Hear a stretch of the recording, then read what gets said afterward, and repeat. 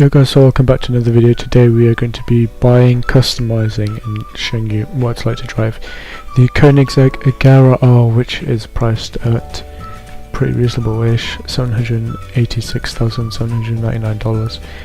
But that is if you have the season pass. If you don't, it'll probably be more around the 850,000 mark. The reason I got this because of my 458, which is the car that you get with the season, not with the season pass, which basically, if you've played the crew, the first game, you get it automatically because rewards program and that. But that's pretty slow. Well, it's not slow, but it is compared to like other cars. And I went for the stock carbon rims because those other ones were just black, and those actually suit the car a lot better. Even though the other ones were turbine wheels, and what turbine wheels do is they have a cooling effect for the vehicle. So here we are about to customise the Koenigsegg in the garage. But first, before we do that, let's take a quick look around it, even though it's probably take a minute or so. Turn the lights on, put the windows down, and open the really nice doors, which are carbon, I think, because you know it has to be as light as possible for the speed that this car is capable of, which my experience is 275 miles an hour, but that was when it was like perf level, well, whatever perf level this is currently while in the game, because I'm recording this on top a few days later. It's currently sitting at 299, which is almost max. 300 is max, and I still haven't got it past the 275 mark for some reason, which is kind of sad because this is capable of insanely top speeds. Don't really go for a hood. Actually, I did, I think. Well, no, I didn't. I don't even know. The thing about the game is it tells you like how much horsepower it's got, which is pretty accurate, but then it tells you the top speed, and the top speed for what it said for the 458 was about 205 or 6 miles an hour. I got that up to like 212, which is crazy. I think the stock will suit this best because, as most cars, they would go for the nice bright green, which is probably what I would do for most cars. Nice small streamlined wing mirrors, more aero, which I do go for. Go for carbon wing, or do I go for stock? No, I go for stock wing because stock is best. Back bumpers, they're good, but they're not good. See, I think the only bumper that should be on a Koenigsegg is the stock bumper, or like rear bumper anyways. But this is what breaks the bank completely, doing the interior. But I mean, really did have about 24,000 to start with, which kind of my fault because I should have saved up more.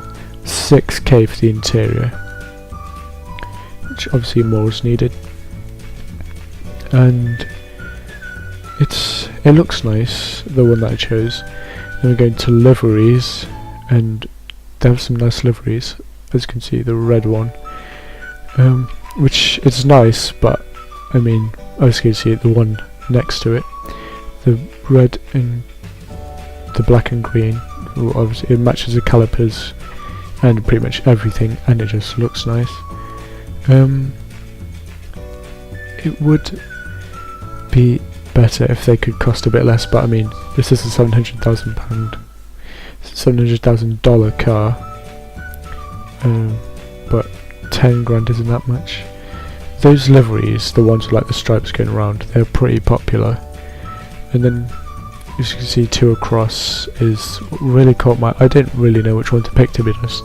I did like it, but at the end of the day, you gotta go for like kind of subtle.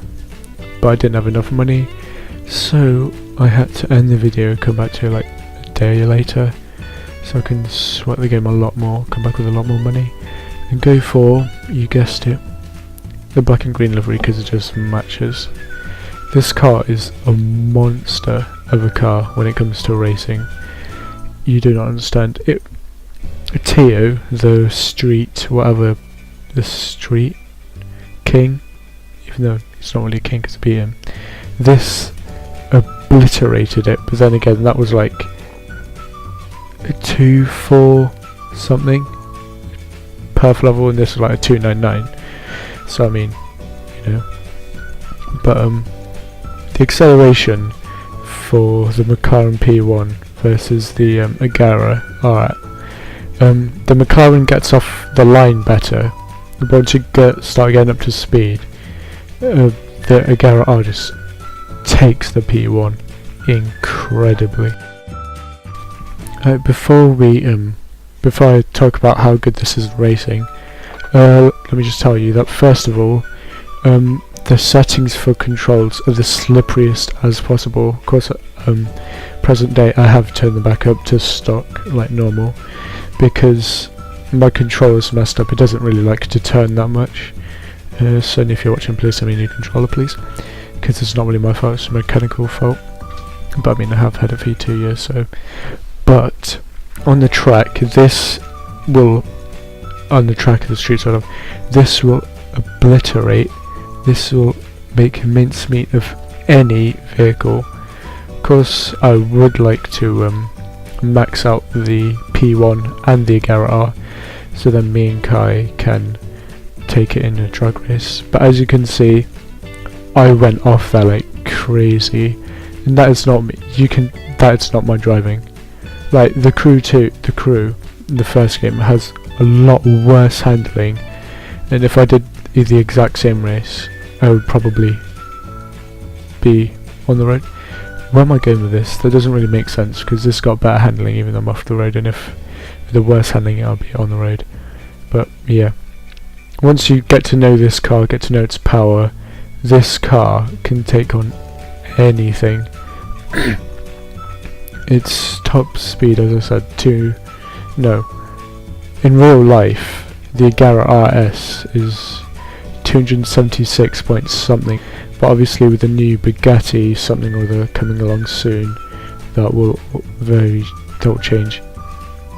But I like this car. It's not that hard to handle.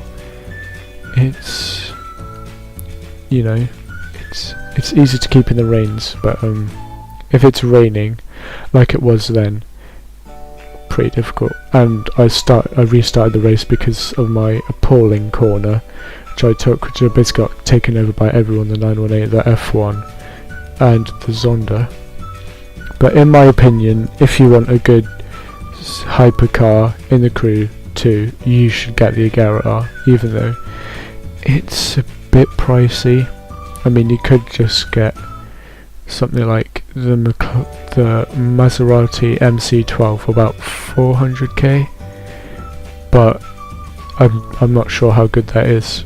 But if you want something that lays down power instantly, you should get this.